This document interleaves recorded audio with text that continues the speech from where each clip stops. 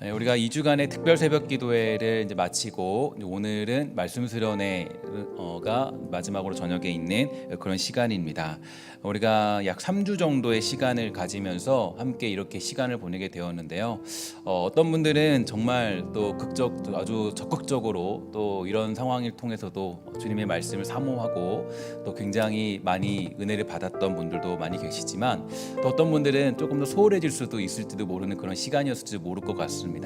하지만 여러분들 축복하는 것은 모든 여러분들에게 다 동일하게 또 하나님의 은혜가 주어지기를 간절히 소망하고, 혹여라도 정말 3주간 열심히 참여하지 못했다 할지라도 오늘 말씀을 통하여 또 오늘 저녁을 또 마지막으로 해서 함께 하나님의 은혜를 깊이 마음에 새길 수 있는 그런 시간이 될 수 있게 되기를 주의 이름으로 간절히 축원하고 소망합니다.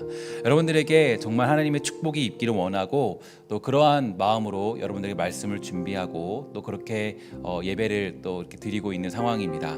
여러분들에게 정말 주의 능력이 나타나기를 간절히 소망합니다. 하나님은 우리를 이제 여러 방면으로 키우고 변화시키는 분이신데요. 그것을 가리켜서 우리는 성화라고 이야기를 하죠. 우리는 이제 성화되는 과정에 그렇게 살고 있습니다. 이 성화는 결국에 그 영화라는 자리에 가는 것을 목표로 두고 있는데, 이 영화란 우리들이 완전히 변하여서 오직 예수님만을 바라보고 이 찬양함으로 누리게 되는 이 최고의 기쁨을 가리키는 상태를 얘기합니다. 그러니까 이 성화, 영화, 이게 우리가 가지고 있는 인생의 가장 중요한 목적 중에 하나인데요. 우리들은 모두가 성화되는 과정에 있고, 또 그 성화라는 것은 영화, 그러니까 완벽히 완전히 예수님만을 생각하고 예수님만을 바라보는 그 자리까지 가는 것, 그게 우리가 이 최종적인 이 목표와 단계입니다. 죄악이 우리에 관여치 못하고 악이 우리를 유혹할 수 없는 그 완벽한 단계, 우리는 그것을 향하여서 이 땅에서 부름받아 살아가는 그런 백성들이죠. 그래서 예수를 믿었다, 내가 교회를 다닌다, 이 말로 우리의 신앙을 전부 대변할 수 없습니다. 예수 믿는 것, 교회를 다니는 것, 또 그리스도인이 된다 함은 결국 우리가 성화라는 과정을 통해서 영화라는 영광의 자리에 가고 있다라는 것을 우리의 삶으로 나타내고 느끼고 경험하고 체험하며 앞으로 전진하며 나아가는 것이 바로 그리스도인이 되었다라는 그런 중요한 의미가 담겨져 있죠. 그래서 여러분, 인생 가운데 우리가 예수를 믿고 살아도, 또 우리가 교회를 다녀도 여러 가지 고난과 아픔이 있고 실패가 찾아올 때도 있습니다. 예수를 믿어도 여러분 시험에 들기도 하죠. 또 시험에 몰려오기도 하고, 때로는 열심히 하나님께 드리고 헌금을 해도 사업이라는 것이 또 어려울 때도 종종 있게 됩니다.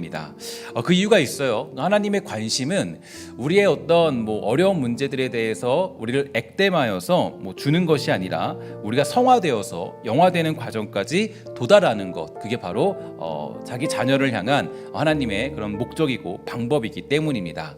이스라엘 백성들은 그 아간의 문제와 아이성에서 벌어졌던 일 여러분 기억나시죠? 그리고 기브온 족속과의 경솔한 계약, 이런 것들을 통해서 이 많은 것들을 경험하게 되었습니다. 그들은 그 사실을 통하여서 조금씩 변화되고 있었는데요. 이 가나안 땅에 들어왔지만 거기서 그들이 그 꽃길만 걷는 것이 아니라 영적인 전투를 벌이고 있고, 나아가 성화되는 과정에 그런 면모들을 보여주고 있습니다.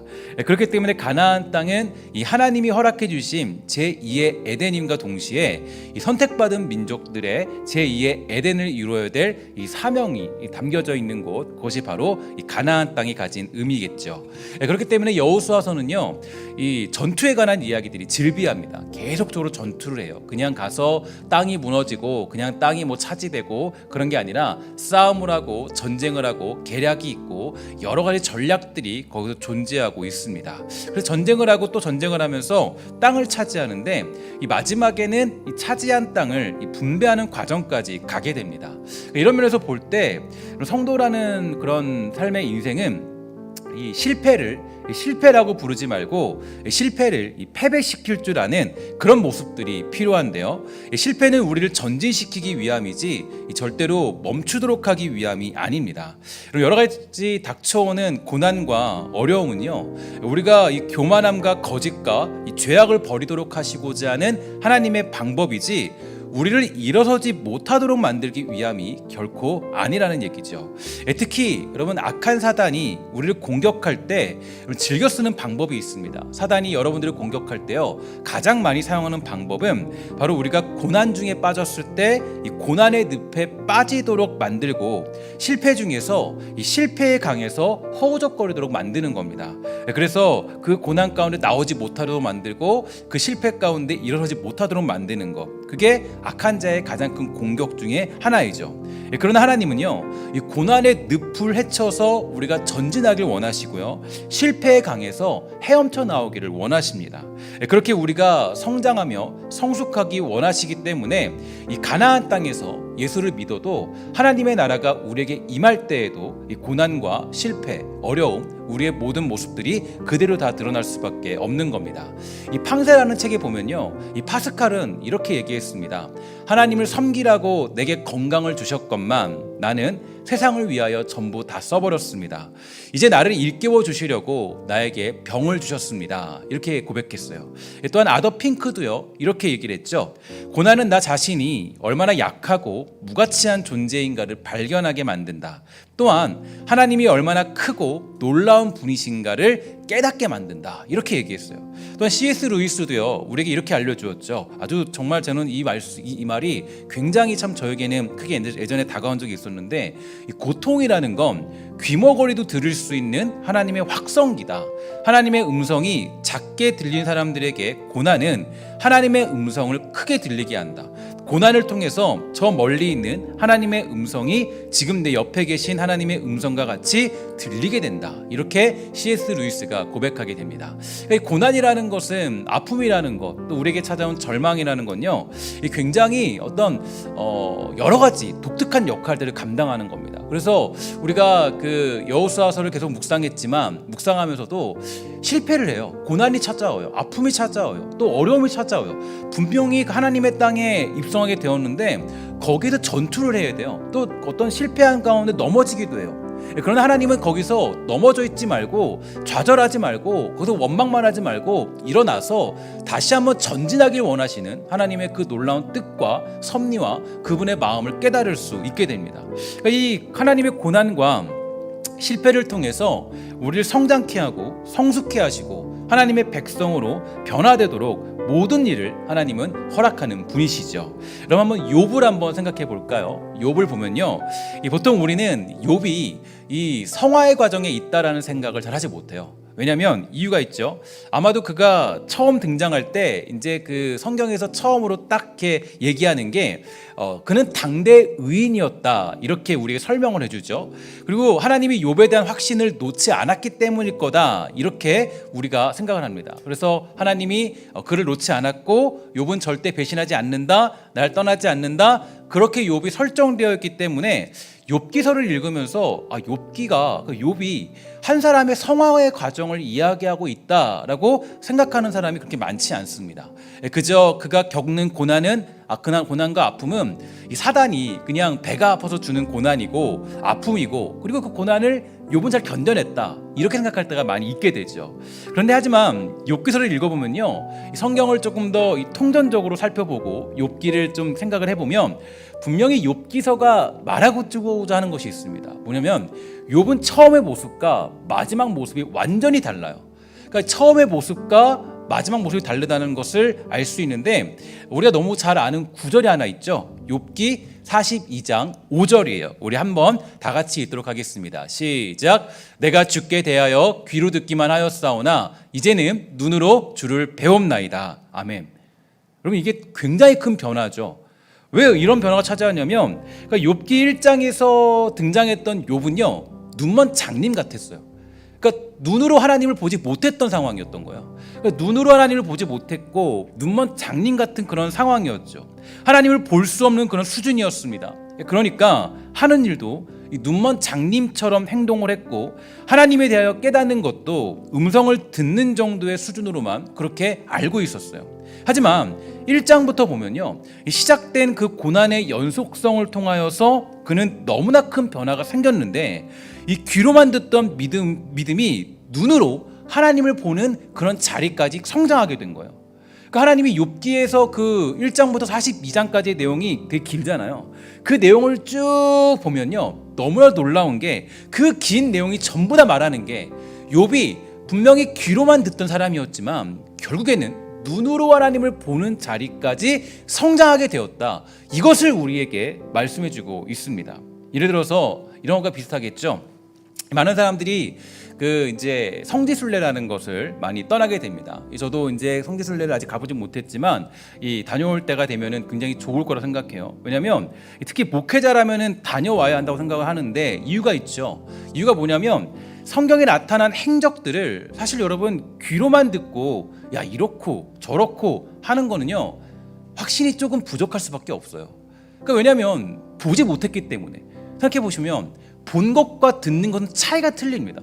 야, 내가 봤어. 야 그거 봤다니까. 듣는 것은 다르죠. 듣는 건 내가 들었어. 완전히 달라요. 내가 그래서 뭐 목회자로서 여기서 설교를 하고 말씀을 선포할 때 정말 내가 본 것을 설명하는 것과 내가 보지 못한 것을 이야기하는 것은 완전히 다른 차원이죠. 하지만 성지순례를 가면 어떻습니까? 가게 되면요, 야 있다라고만 들었는데 정말 있는 거예요. 정말 그 모세가 지난 자리가 있고 정말 그 모든 것들이 역사적으로 다 증명이 되는 것을 볼 수가 있는 거예요. 그러니까 완전히 달라지겠죠. 여러분 이게 정말 달라지는 내용입니다. 그러니까 여러분 귀로만 듣던 것을 눈으로 직접 보게 되면 완전히 다른 믿음이 생기게 되는 거죠. 이처럼 욥은요 고난을 통해서 아픔을 통해서 문제를 통해서 하나님을 보는 눈이 생겼고 또 고난 중에서 이 감겨있던 눈이 뜨이게 된 겁니다. 여기에 눈을 뜨지 못한 사람이 있습니다. 예를 들어 눈을 뜨지 못한 사람이 있어요. 근데 어떤 의사가 얘기하는 거예요. 의사가 와서 야 내가 당신의 눈을 뜨게 만들어 줄 겁니다. 이렇게 얘기를 해주는 거예요. 어떻게 뜰 수 있습니까? 근데 어떤 의사가 얘기하기 이런저런 약을 처방하는데 약을 처방할 때 이렇게 얘기하는 거예요. 눈이 조금 이렇게 아플 거예요. 그런데 반드시 눈을 뜨게 만들어 줄게요. 여러분 그 아픔을 선택할까요? 선택하지 않을까요? 그 부모님은요 아마 자녀가 그렇다면 어떤 방법을 통해서라도 그 고난을 통해서도 그 아픔을 통해서라도 그 눈을 뜨게 만드는 게 어머니 아버지들의 그런 마음일 거예요. 똑같아요. 하나님도 우리를 향해서 가진 마음은 똑같습니다. 우리가 눈을 뜨지 못하고 살아가니까 장님처럼 살아가니까 우리가 눈을 뜨고 살아갈 수 있도록 만들기 위해서 그 모든 현실을 통해서 고난과 아픔이라는 그런 처방을 통해 우리가 눈을 뜨도록 만드는 게 하나님의 방법이라는 거예요. 그래서 여러분 우리가 예수를 믿어도 실패가 찾아와요. 고난이 있어요. 실수가 있고요. 문제가 있어요. 여러분 가나안 땅을 진격할 때 여호수아와 그 백성들이 무조건 승리한 것도 아니었습니다. 아이성에서 패배했죠. 또 뭐 기본의 계략에 넘어갔죠. 여러 가지 상황들 속에서 어떤 많은 또 배신도 있고 많은 상황이 찾아왔어요. 그런 것들을 하나님 경험케 하신 이유가 어디 있을까요? 바로 이제 눈을 뜨고 너희는 나를 봐야 된다. 눈을 뜨고 나를 봐야 된다. 그 자리까지 그들을 인도하시기 위해서 하나님은 그곳에서도 하나님께서는 고난과 어려움과 아픔을 허락해 주신 겁니다. 그래서 여러분 이 가나안 땅에 들어가도 여전히 전투가 있고 이 실패가 있고 고난이 있고 해야 할 일들이 즐비한 것이에요. 하나님이 준비해 놓으셨기 때문이에요. 눈을 뜰 수 있는 단계들을 조금씩 마련해 주신 거예요. 그래서 여러분 우리가 인생에 고난이 찾아온 건요 여러분들이 무슨 죄를 지었기 때문에 내가 지난 주일에 좀 빠졌어 그래서 내가 하나님이 다리 몽둥이를 부러뜨려 버렸다 그렇지 않아요. 만약에 하나님이 여러분들의 죄 때문에 고난을 주신다면요 우리들은 뼈도 못 추릴 겁니다. 우리들의 죄가 얼마나 많습니까? 하나님이 그걸 다 밝혀내기 시작하면요 우리는 뼈도 못 추릴 거예요. 그렇게 인과응보로 우리에게 역사하시는 분이 아니세요. 다 고난에도 이유가 있고 실패에도 이유가 있고 어려움에도 이유가 있어요. 우리가 살아가는 가운데 사업에 어려움이 찾아오는 이유, 어떤 자녀로 인해서 고통당하는 이유, 때로는 어떤 관계 속에서 슬픔을 당하는 이유, 여러 가지 상황들 속에서 그 모든 것들을 통해서 하나님은 여러분들을 성장시키고 그 감겨져 있는 눈을 뜨게 만드는 게 하나님의 가장 큰 목표라는 겁니다. 그래서 이 고난은 저와 여러분을 성장케 하는 도구이고 눈을 뜨게 하는 하나님의 방법이 되죠. 바로 이것이 고난에 대처하는 우리들의 자세가 됩니다. 여러분 그리고 또 한 명 제가 예를 들어보면요 이 다윗의 인생을 좀 생각해 볼게요. 다윗을 여러분 기억해 보면요 다윗의 인생에 대해 이야기할 때도 이 많은 사람들이 그의 업적이나 이 믿음으로 행한 일들에 대해서만 생각을 해요. 야 다윗이 믿음으로 골리앗을 무찔렀고, 믿음으로 성전을 지은다 그랬고, 믿음으로 어떤 영웅적인 일을 감당했다, 이런 생각을 많이 하죠. 하지만 여러분, 다윗의 인생 정말 재밌습니다. 그 인생을 한 사람으로 개인적으로 묵상을 쭉 해보면 하나님의 놀라운 섭리와 하나님의 손길들이 그에게 작용하는 것을 볼 수가 있어요. 그럼 다윗은 이 사울을 대신하여서 이스라엘의 왕이 되었지만 그는 하나님의 손길로 인하여서 성장하고 성숙하는 그런 과정 가운데 그렇게 들어가게 되었죠. 그가 기름 부음을 받았다고 해서요 문제가 사라지지 않았습니다. 여러분, 다윗이 목동 때가 편했을까요? 기름 부음 받았을 때가 편했을까요? 생각해 보세요. 목동 때는요 그냥 양만 치면 됐어요. 그냥 곰이 찾아오면 곰 그냥 잡아 죽이고, 그냥 사자가 찾아오면 그냥 잡아 죽이고, 싸우고, 이게 전부였어요.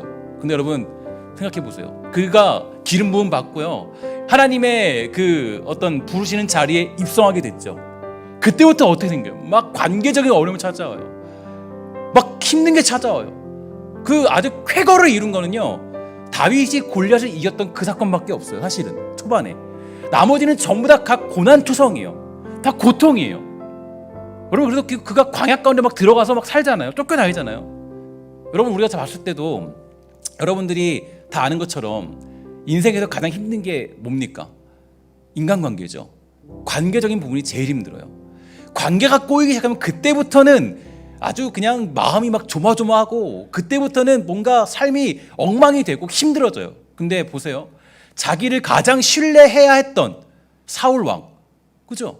자기를 가장 좋아해야 했던 사울 왕이 자기를 잡아 죽이러 쫓아다니는 인생이 되고 말았습니다. 그 인생이 어떻게 된 거예요? 기름 부음 받자마자 이 사람이 이때부터는 완전히 꼬여진 인생으로 돌입하게 된 거예요. 이거 어떻게 설명하실 거예요? 아니, 하나님 기름 부음 받았으면 승승장구해야 되고, 하나님이 왕으로 불렀으면 왕의 자리에서 아주 승리를 외치면서 그냥 골리앗과 같은 그런 사람들을 다 물리치며 사는 게 맞잖아요. 근데 다윗의 인생을 보세요. 얼마나 꼬인 인생이었는지. 골리앗을 죽인 이후에 그의 인생은 완전히 꼬여서 광야로 피신하게 됩니다. 도망칠 수밖에 없는 상황이 되고 말았어요. 근데 거기에서 너무 놀라운 구절이 하나 있어요. 제가 이 말씀을 보면서 오늘 말씀과도 굉장히 중요하다고 생각하는데 나중에 설명을 드릴 거지만, 이 말씀이 너무 중요한 말씀이고 이 말씀이 그대로 여호수아에서도 나타난 똑같은 내용이에요. 잘 보세요. 우리 사무엘상 23장 14절 이렇게 되어 있습니다. 한번 다 같이 우리 한번 읽도록 할게요. 시작. 다윗이 광야의 요새에도 있었고 또 십광야 산골에도 머물렀으므로 사울이 매일 찾되 하나님이 그의 손에 넘기지 아니하시니라. 여러분 잘 보세요. 이게 하나님의 놀라운 방법이더라고요. 그러니까 다윗이 광야로 버림받은 것 같아요. 그러나 사실은 하나님이 그를 보호하고 계셨고 그의 삶을 하나씩 다 주관하고 계십니다. 하나님은 한 번도 다윗을 떠난 적이 없고 다윗을 버린 적이 없어요. 심지어 훗날 다윗이 범죄를 저질렀을 때에도 하나님은 어떻게 하세요? 나단 선지자를 보내어서 그를 깨닫게 만드십니다. 그래서 죄 앞에 울게 하시고 통회하도록 만들면서 그의 자만과 교만함을 다 꺾어버리시죠. 또 여러분, 훗날에 압살롬이 죽었을 때 다윗이 아주 엄청난 슬픔 속에 빠지면서 어떻게 할 줄 모르는 상황에 처하는 걸 볼 수 있습니다. 그럼 이거는 그가 그냥 정 때문에 그런 건 절대 아니에요. 그가 왜 그런 모습을 보였냐면요, 그의 아주 중요한 경험이 앞에 있었거든요. 어떤 경험이었냐면요, 바로 이 밧세바의 간통 사건입니다. 그 사건을 통해서 다윗이 아주 엄청난 성장 단계로 들어가요. 그 실패 때문에 엄청난 성장 단계로 들어가요. 어떤 단계로 들어가느냐? 시편 51편 1절부터 5절까지예요. 잘 보세요. 이렇게 얘기합니다. 하나님이여, 주의 인자를 따라 내게 은혜를 베푸시고 주의 많은 궁유를 따라서 내 죄악을 지워주소서. 나의 죄악을 맑게 씻으시며 나의 죄를 깨끗이 제하소서. 물은 나는 내 죄가를 아오니 내 죄가 항상 내 앞에 있나이다. 내가 주께만 범죄하여서 주의 목전의 악을 행하였사오니 주께서 말씀하실 때에 의로우시다 하고 주께서 심판하실 때에 순전하시다 하리이다. 여기 잘 보시면 이렇게 얘기합니다. 내가 죄악 중에서 출생하였으며 어머니가 죄 중에서 나를 잉태하였습니다. 이런 고백을 해요. 이 고백이 왜 중요하냐면 다윗이 사실 그 전까지 이런 고백을 한 적이 없어요. 자기가 죄인이라는 고백을 한 적이 없어요. 다윗은 언제나 자기가 의인인 줄 알았습니다. 나는 이 정도면 하나님께 인정받는 사람인 줄 알았어요. 이 정도면 괜찮은 사람인 줄 알았어요. 그래서 다윗이 뭐라 그래요? 하나님, 내가 이 정도 됐으니까 제가 그 성전 지어드릴게요. 이만큼 성장했으니까 제가 성전 하나 지어드릴게요. 하나님 얘기하죠. 야, 그거 나 필요 없어. 너는 그거 할 생각하지 말고 나에게 온전한 재산 하나 드려라 라고 얘기하잖아요. 다윗이 그동안은 하나님을 뭘로 알았어요? 고난당하기 전까지는 귀로만 주님 알았던 거예요. 귀로만 주님이 들었어요. 그 밧세바의 간통 사건이 그 실패와 그 처절한 그 완전 최악의 자리까지 들어가는 그 자리까지 가지 않았던 다윗은 그동안 자기 의로움으로 살았어요. 내가 이 정도쯤이면, 이 정도면 내가 좀 인정받을만 하지. 하나님이 그러니까 나를 기름 부음 받은 사람으로 그래 나를 세웠지. 그런데 완전히 최악과 나락으로 빠져버린 자기 자신을 보면서 한 가지 깨달은 게 있습니다. 나도 어쩔 수 없는 죄인이구나. 나도 어떻게 할 수 없는 죄인이구나. 왜냐? 우리 어머니부터 이 죄의 모습이 그대로 흘러들어왔기 때문에. 그리고 내가 유일하게 구원받을 수 있는 이유, 하나님께 인정받을 수 있는 이유가 딱 하나 있는데 그게 뭔가 보니까 하나님의 은혜밖에 없다라는 거예요. 하나님의 은혜 아니면 내가 하나님 앞에 설 수 없다라는 거예요. 사실 그 압살롬의 죽음도요, 이 이후에 벌어지는데 이 모든 사건 속에서 다윗이 여러 가지 일들을 겪으면서 그 일을 담담하게 지나가게 됩니다. 그러니까 그가 굉장히 슬픔에 빠진 것은요, 그냥 자포자기한 슬픔이 아니에요. 왜 이렇게 슬픔에 빠졌냐면요, 뭘 알았어요? 인간의 현실 때문에, 죄의 현실 때문에 그 압살롬의 죽음이 만들어지고 자기 자녀를 잃을 수밖에 없는 인류의 현실을 깨달았어요. 그걸 알게 되니까, 그 죄인됨을 알게 되니까 슬픔에 빠져서 살아가는 그 다윗의 모습을 우리는 살펴볼 수가 있게 되는 것입니다. 그래서 다윗이 처음에는 의기양양하게 등장하지만 훗날에는 오직 하나님의 은혜 없이는 살 수 없다라는 고백으로 그 인생이 결론짓게 되는 거죠. 사실 욥과 다윗이 증명하는 거는 제가 그 지난 금요일 새벽 기도 때 말씀드렸던 것처럼 이거를 증명하고 있습니다. 뭐냐면 율법으로는 절대 우리가 구원받을 수 없다. 그리고 우리 중에 누구도 율법을 지킴으로써 구원받을 수 있는 사람은 없다. 오직 하나님의 은혜, 그분의 택하심, 그분의 부르심으로만 우리는 구원에 이르게 되고 깨닫게 되고 변화되게 된다는 것을 욥과 다윗이 우리에게 증명해주고 있는 겁니다. 내가 무엇을 지킴으로 구원받을 수가 없어요. 우리 노력으로는 구원의 자체에 도달할 수가 없어요. 훗날 신약에 와서 바울도 이 문제로 엄청난 설전과 싸움을 벌이지 않습니까? 많은 사람들이 이렇게 얘기해요. 야, 율법을 지켜야 구원받는 거 아니냐? 예수 믿으면서 율법을 지켜야 되는 거 아니냐? 그걸로 구원받는 거 아니야? 라고 우리에게 그런 것들을 강조합니다. 그때 사도 바울이 갈라디아서 2장 16절을 통해서 이렇게 얘기하죠. 사람이 의롭게 되는 것은 율법의 행위로 말미암음이 아니요 오직 예수 그리스도를 믿음으로 말미암은 줄 알므로 우리도 그리스도 예수를 믿나니 이는 우리가 율법의 행위로서가 아니라 그리스도를 믿음으로써 의롭다함을 얻으려 함이라. 율법의 행위로서는 의롭다함을 얻을 육체가 없느니라. 사도 바울이 정확하게 아주 이 모든 구약을 통틀어서 그것들을 다 분석하여서 아주 한마디로 정확하게 요약을 해줍니다. 그 다윗과 욥의 인생을 보면서 또한 여호수아의 그 나타났던 모습을 보면서 정확하게 얘기를 해주기를, 야, 율법으로 구원받는 게 아니야. 오직 하나님의 은혜만이 너희를 구원하고 그 은혜만이 우리를 살리고 그 은혜만이 우리를 구원의 자리까지 인도하는 거야. 여러분, 그래서 여호수아서도요, 사실 그냥 정복전쟁처럼 보이지만 여호수아서도 언약적인 관점에서, 모형적인 측면에서 우리에게 강조하고 있는 것은 결국 하나님의 은혜와 예수 그리스도의 죽으심, 성령님의 역사로만 가능하다는 것을 우리에게 아주 정확하게 나타내고 있습니다. 제가 그래서 말씀드렸죠. 삼위일체 하나님이 한 번에 드러나는 그 사건들, 성령님의 역사, 또 예수 그리스도의 함께하심, 하나님의 그 계획들, 삼위일체 하나님이 함께 그 자리에서 함께 계신 것을 제가 말씀을 드렸고 확인을 시켜드렸어요. 그러니까 여러분, 구약에서는 율법으로 구원받고 신약에서는 믿음으로 구원받는다? 그러면 지금도 예수를 안 믿고 율법을 지키고 제사를 드리면 구원을 받는다고 해야 되는 게 맞잖아요. 하지만 그렇게는 구원받을 수 없다는 것을 우리는 잘 알고 있습니다. 이유는 확실해요. 구약 시대에도요, 하나님의 은혜가 아니고서는 구원받을 수 없었기 때문이에요. 구약 시대에도 율법으로 구원받은 사람은 아무도 없어요. 하나님의 은혜의 통로가 아닌 이상은 절대로 구원받을 수 없어요. 제사가 아니로서는 절대로 구원받을 수가 없어요. 자신들이 죄악을 지었고 그 죄인의 모습이 있다는 것을 고백하기 전까지는 절대로 그들이 구원받을 수 없는 상황에 이르게 되었어요. 굉장히 중요한 내용이 우리에게 나타나게 되는 것이죠. 그래서 여러분, 우리가 이렇게 생각하면 쉬워요. 율법은 우리가 구원받을 수 없고 구원은 오직 예수 그리스도를 말미암아 허락된 은혜로만 가능한 것임을 알려주기 위한 방편입니다. 하나님의 은혜가 아니고서는 우리가 살아갈 수 없어요. 우리 인생에서 하나님의 은혜 빼고는 말할 수가 없습니다. 그리스도인인데 자기 의로움이 드러난다? 그렇지 않아요. 욥도 실수가 어디 있었냐면요, 욥기도 보면요, 실수가 바로 자기의 의로움에 있었어요. 자기의 의로움. 여러분, 그 욥기를 잘 보면요, 욥기가 쓰여진 시대가 이 사사 시대였다라고 이렇게 가정을 한다면 사사 시대의 영적 수준이 굉장히 낮았다라는 겁니다.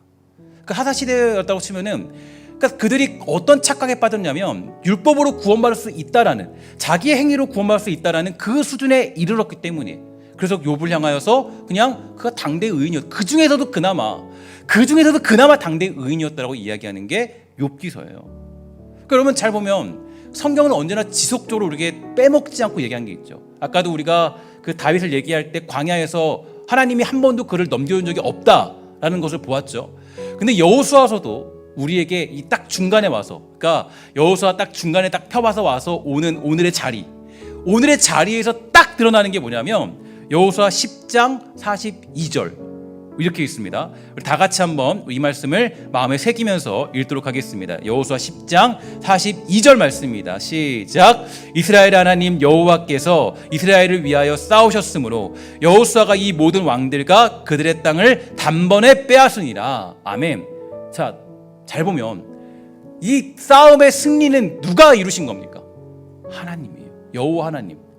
이 가나안 땅의 모든 내용들을 우리가 성화라는 과정을 통해서 확인하고 하나님이 우리를 만들어 가시는 과정을 생각한다면은 결국에 이 성화라는 과정과 그가 변화되는 모든 결론적인 내용을 누가 만들어 내신다라는 거예요. 여호와 하나님이 만들어 내신다라는 거예요. 이 싸움의 전투는 여호와 하나님께 있고 하나님이 우리를 결국에는 그 영화의 자리까지 반드시 만들어 내겠다라는 그 내용이 여호수아서에도 그대로 모형적으로 드러나고 있는 겁니다. 그래서 여호수아 1장에서 하나님이 이렇게 말씀하세요. 그 여호수아에게 이렇게 말씀하시죠. 1장 3절 이렇게 얘기합니다. 내가 모세에게 말한 바와 같이 너희 발바닥으로 밟는 곳은 모두 내가 너희에게 주었노니. 이렇게 얘기해요. 아직 그 이스라엘 백성들이 가나안에 들어가지 않았습니다. 입성하지 않았어요. 하지만 여기서 시제가 뭐냐면요, 완료형이에요. 이미 줬대요. 이미 너가 밟는 땅은 내가 줄 것이다라고 얘기해요. 완료됐어요. 하나님이 그냥 주겠다라는 거죠. 그냥 줬다라는 거예요. 또 6절은 말해요. 강하고 담대하라. 너는 내가 그들의 조상에게 맹세하여 그들에게 주리라 한 땅을 이 백성에게 차지하게 하리라. 이렇게 말하는데 이것은 하나님의 미래적인 약속이 담겨 있습니다. 그러니까 가나안 땅에 들어간 백성들은 하나님이 허락하시고 인도하시는 가운데 그 땅을 차지하는 것이지 백성들의 노력이나 힘이나 지략이나 이런 것으로 차지할 수 있는 땅이 아니라는 거예요. 여러분, 그래서 그냥 여호수아가 아이성 전투에서 정확하게 보여주잖아요. 자기 힘 믿고 자기 계략 믿고 덤벼들었어요. 여러분, 그래서 제가 이런 비교를 해드렸죠. 분명히 정탐꾼들이 찾아갔을 때는 우리 3,000명만 가서 싸우면 됩니다. 자기네들이 판단해 보니까, 자기 계획으로 보니까 3,000명만 들어가서 아이성 점령할 수 있을 것 같아. 그래서 3,000명 쳐들어갔어요. 그냥 다 패배하죠. 그런데 하나님은 방법이 뭐예요? 야, 3,000명 말고 모두 전부 다 올라가서 널 싸워. 하나님의 방법은 그 방법이에요. 자기 지략과 자기 판단을 의지하면 다 망한다예요. 그래서 여러분, 그 여호수아서의 가장 핵심은 그 땅을 주신 분은 하나님이시고 그 땅을 차지하게 하시는 분은 하나님이시고 그 땅을 허락하시는 분은 하나님이시고, 그래서 우리가 하나님의 은혜만을 의지하고 그분만을 의지할 때 그 땅을 차지할 수 있다라는 것을 우리에게 알려주고 있다라는 겁니다. 그래서 여러분, 우리가 가나안 땅의 전투와 실패, 그 모든 문제들은 하나님의 손에 있고 하나님의 목적과 뜻에 따라서 우리를 완전한 구원의 자리로 인도하고자 하시는 그분의 계획 안에 있음을 우리는 알 수가 있게 되는 겁니다. 그러면 우리가 결론적으로 생각해 볼 것이 있죠. 인생의 순간 속에서 여러분과 제가 좌절할 필요가 없습니다.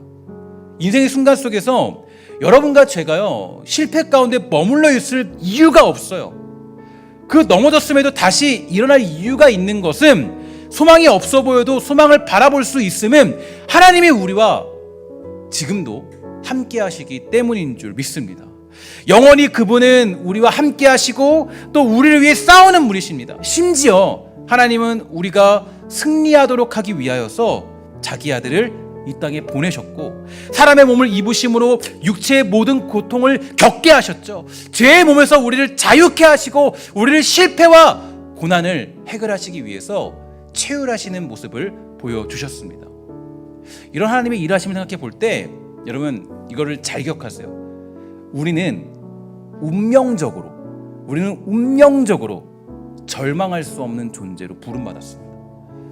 우리는 예수 그리스도 안에 속하게 됐을 때, 주 안에 속하게 됐을 때 하나님의 부르심 가운데 성도로서 성도라는 부르심을 입은 가운데 있는 사람들은 운명적으로 우리는 절망할 수 없는 존재로 부름받았고 운명적으로 우리는 정말 좌절할 수 없는 그런 사람으로 우리는 부름받게 된 것이에요. 그래서 여러분 우리가 예수를 믿고 있는데 좌절해 있고 낭망해 있고 낙심해 있고 정말 우리가 거기서 그냥 실패에 빠져 있고 거기에 고난 가운데 넘어져 있고 그것은 하나님의 은혜를 우리가 어쩌면 망각한 상태가 되는 상황이라고 이야기해도 과언이 아니라는 거죠.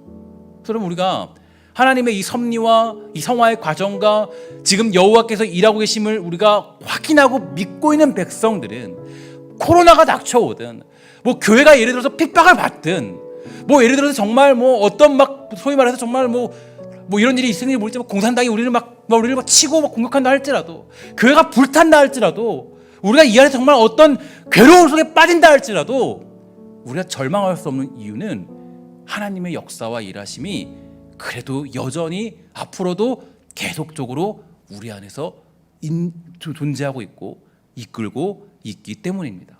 그래서 여러분 이 문장도 잘 기억하세요. 그리스도인에게 절망은요 죽은 것과 같아요. 그리스도인의 절망은 숨쉬지 않는 것과 똑같습니다. 왜냐? 하나님이 여전히 우리와 싸우고 있기 때문에. 그래서 여러분 여호수아가 아이성에서 패배한 다음에 어쨌든 너무 낙심되니까 백성들의 마음이 물처럼 녹았으니까 어떻게 할지 모르니까 엎드려만 있었어요. 실패하고 좌절해 있었어요. 하나님이 딱 가서 얘기하죠. 야 여호수아야, 너 왜 거기서 그렇게 엎드려 있느냐? 이제 일어나라 말씀하세요. 그러니까 여러분 제가 우리들과 우리 모든 교회와 많은 상황들이 사실은 지금 봤을 때 녹록치 않은 상황인 건 분명합니다.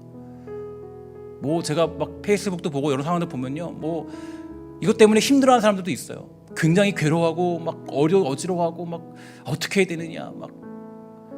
근데 여러분 우리가 이런 상황에서 낙심할 이유가 없는 것, 이런 상황에서 우리가 정말 절망에 빠져 있을 필요가 없는 것, 오늘도 여호와 하나님께서 우리를 위해 싸우시고 오늘도 여호와 하나님께서 여러분들을 눈뜨게 만드시고자 하는 하나님의 뜻이 지금 이 순간에도 흐르고 있기 때문입니다. 하나님이 여전히 우리를 대신하여 싸우고 계심을 잊게 만드는 사단의 계략이 있다면 그 모든 계략을 물리치고 주저하지 않고 절망하지 말고 하나님께 나와 기도함으로 주님 주시는 위로와 평안과 모든 기쁨들이 회복될 수 있게 되기를 주의 이름으로 간절히 소망합니다.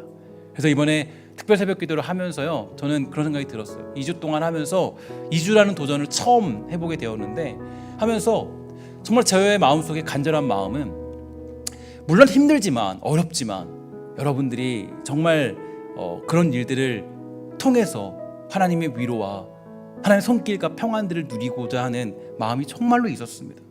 여러분 오늘도 우리를 돌보시는 하나님의 손길이 반드시 우리를 만지시고 새로운 힘을 얻게 하실 것입니다. 주님이 우리를 위하여 대대로 영원히 싸우시고 있음을 여러분 기억하시고 오늘도 든든한 자신감을 가지고 승리의 길을 걸어가는 신성의 권속, 믿음의 동역자, 주의 백성이 다 되기를 주의 이름으로 간절히 축원합니다. 여러분 함께 찬양 한 장 하시고 기도하도록 하겠습니다.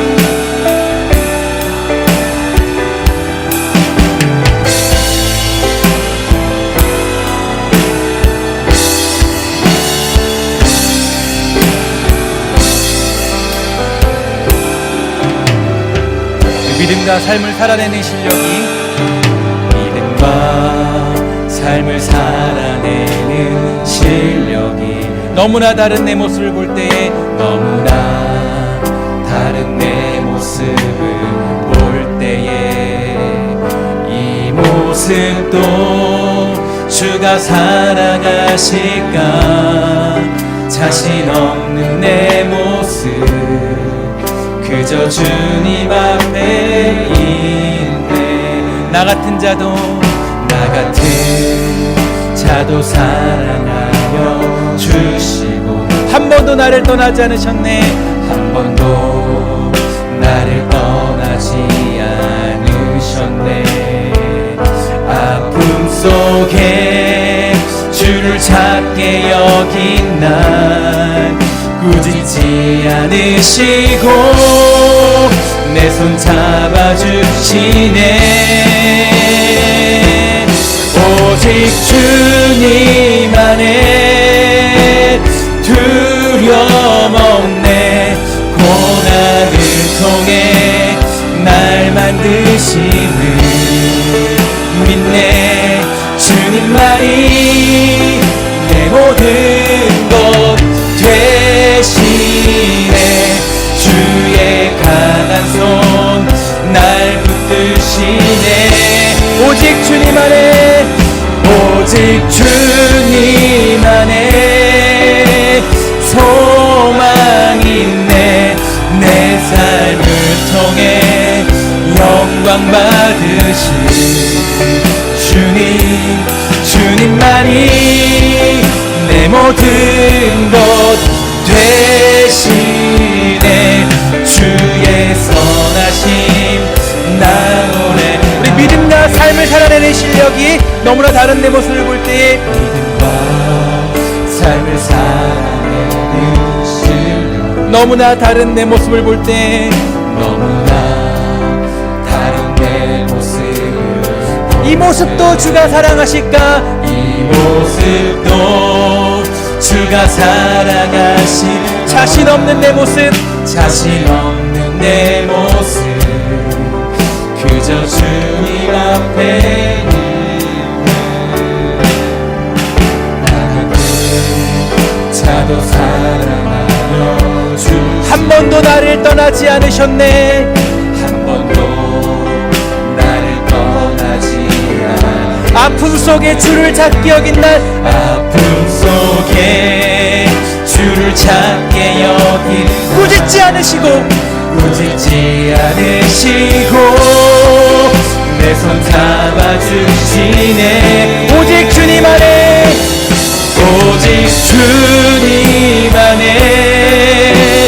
두려움 없네 고난을 통해 날 만드시는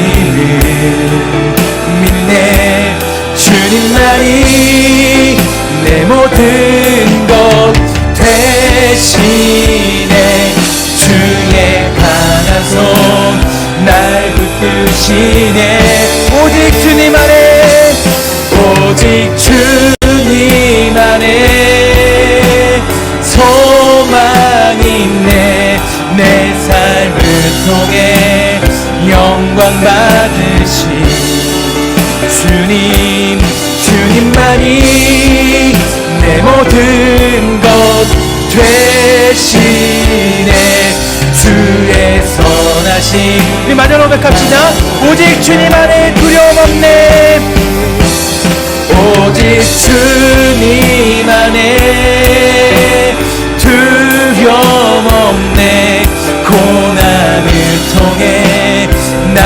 만드시는 눈에 주님만이 내 모든 것 되시네.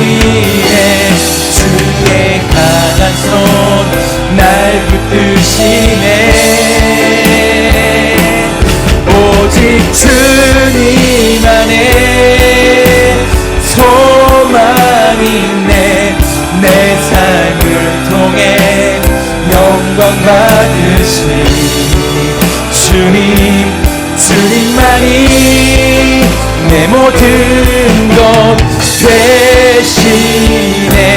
주의 선하심 나 노래하네. 하나님은 한 번도 우리에게 선하지 않은 적이 없습니다. 하나님은 한 번도 우리에게 손길을 놓은 적이 없고, 하나님은 한 번도 우리를 버린 적이 없으십니다. 다만 우리가 이 땅을 살아갈 때 고난과 어려움과 여러 가지 상황들이 밀려오고 닥쳐오는 것은 하나님이 우리를 눈뜨고 하나님을 보라는 하나님의 놀라운 그런 처방전이고 우리를 향한 그런 방법일 뿐이죠. 여러분, 우리가 때로는 이 코로나로 말미암아 또 여러 가지 상황들을 말미암아 고난과 아픔과 좌절과 여러 가지 상황들이 우리를 밀려온다 할지라도 우리가 좌절할 수 없는 이유, 우리가 멈출 수 없는 이유, 거기 실패 속에 빠져서 허우적거릴 수 없는 이유는 바로 우리 하나님의 손길이 여전히 우리와 함께 하시고 선한 목자이신 그분께서 우리를 인도하고 계시는 그 놀라운 사실들이 성경에서 그대로 증거되고 있기 때문입니다. 여호수아가 실패한 적이 있었습니다. 그가 무너진 적이 있었지만은 하나님은 말씀하십니다. 왜 거기에서 멈춰 있느냐? 다시 일어나서 너는 그 자리로 가라는 하나님의 명령과 약속이 우리에게 주어졌음을 잊지 마시고, 여러분, 우리가 혹시라도 멈춰 있다면, 이 실패와 고난 속에서 혹여라도 우리가 주저앉아 있다면 다시 한번 굳건히 일어나 하나님의 말씀을 믿고 다시 한번 일어나 그 믿음의 길로 달려가고자 하는 그런 믿음의 열정들이 우리가 생겨나기를 간절히 소망합니다. 기도할 때 하나님, 내가 하나님의 선하심을 믿고 달려갈 수 있는 믿음을 허락하여 주시옵소서. 여호수아 본받아 그 땅을 향하여서 전진하도록 허락하여 주시옵소서. 함께 은혜를 구하며 각자 자리에서 기도하도록 하겠습니다. 기도하겠습니다. 하나님 감사합니다. 주님 붙잡아 주시옵소서. 한 기도하기 소망합니다. 아버지, 소망이 원하는 우리 정말 우리가 아버지, 때로는 주님 밖에 있을 때 우리 두려움에 빠지고 그들을 원하는 있습니다. 주님 붙잡아 주셔서 우리가 주님 안에 있음을 믿도록 붙잡아 주시고, 아버지, 고난을 통해 우리를 만드시는 하나님을 믿어도 붙잡아 주시옵소서. 주님만이 우리의 모든 것 되시며 주의 강한 손으로 우리를 붙드시는 하나님의 은혜가 여전히 지금도 함께하고 선한 목자이신 그분 우리 함께 영혼을 있잖아 붙잡아 주시옵소서. 혹시라도 사업에 어려움인 영혼들이 있습니까? 그러면 아버지 하나님, 관계적인 부분에 힘든 영혼들이 있습니까? 하나님, 사회적인 부분 가운데 어려운 상황들이 있다면 그 마음의 좌절을 해배시키고 붙잡아 주시고 다시 일어나 하나님을 붙잡고 선한 주님의 손길을 향하여 붙잡아 주시옵소서. 하나님 붙잡아 주시옵소서. 오직 주님 안에 소망이 있고 아버지 영광이 있음을 붙잡아 주시옵소서. 우리도 영광을 붙잡아 주시옵소서. 주님 붙잡아 주옵니다. 축복하여 주시옵소서. 인도하여 주시옵소서. 아버지, 축복하여 시원합니다. 주님의 강한 손이 우리를 붙들고 있음을 놓지 않도록 허락하여 주시옵소서. 주님의 은혜를 베풀어 주시옵소서. 우리의 은혜를 베풀어 주옵니다. 주님 붙잡아 주시옵소서. 주님 안에 소망이 있을 믿음을 붙잡아 주시옵소서. 하나님 축복하시 원합니다. 주님 은혜를 베풀어 주시옵소서. 역사하여 주시옵소서. 하나님 우리를 축복합니다. 아버지 붙들어 주시옵소서. 아버지 붙잡아 주시옵소서.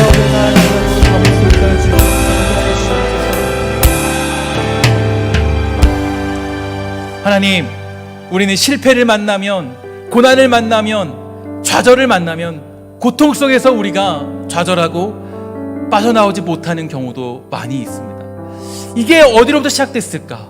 이 고난이 왜 우리에게 찾아오는 걸까? 나는 예수를 잘 믿고 교회도 열심히 다니고 하나님께 드리고자 하는 것도 잘 드렸는데 왜 나에게 아픔이 찾아오는 거죠, 하나님? 이라고 물을 때가 많이 있습니다.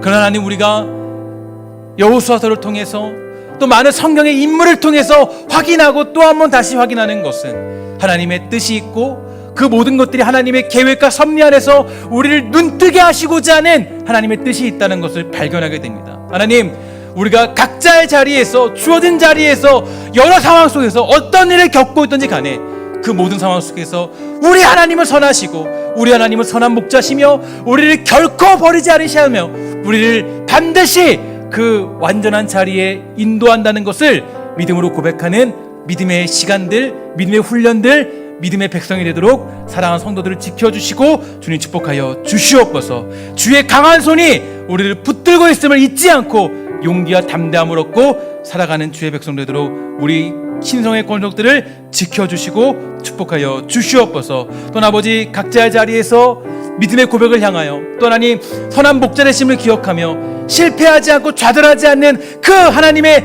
놀라운 계획을 믿으며 주님께 예물을 드렸습니다. 이 예물을 드린 손길이 정말 믿음의 고백이 되도록 붙잡아 주시고 우리를 망하게 하지 아니하시는 선한 목자이신 그분 앞에 엎드려 경배하는 마음으로 드리는 예물이 되도록 주님 인도하여 주시고 그들마다 하나님의 놀라운 축복의 손길이 넘쳐나도록 허락하여 주시옵소서. 모든 말씀 예수님의 이름으로 간절히 축복하며 기도합니다. 아멘.